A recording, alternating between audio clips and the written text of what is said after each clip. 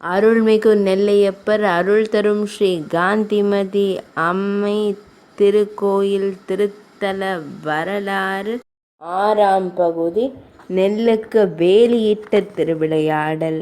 வேதசர்மா எனும் அந்தண சான்றோர் சிவபெருமானின் நிவேதனத்திற்காக பிச்சை எடுத்து வந்த நெல்லினை உலர வைத்துவிட்டு ஆற்றில் நீராடச் சென்றபோது எதிர்பாராது பெய்த மழையடித்துச் சென்று விடுமோ என அஞ்சி இறைவனை இறைஞ்சிய போது இறைவன் நெல்லை நீரடித்து கொண்டு போகாமல் வேலியாக நின்று காத்தமையால் நெல்வேலி நாதர் என பெயர் பெற்றார்.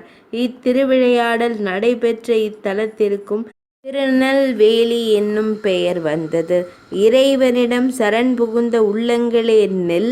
இறைவனிடம் சரண் புகுந்தால் பாவ பெருமழை வந்தளிக்க முயன்றாலும் ஈசன் நம்மை காத்தருள்வார் என்ற பேருண்மையை இத்திருவிளையாடல் உணர்த்துகிறது.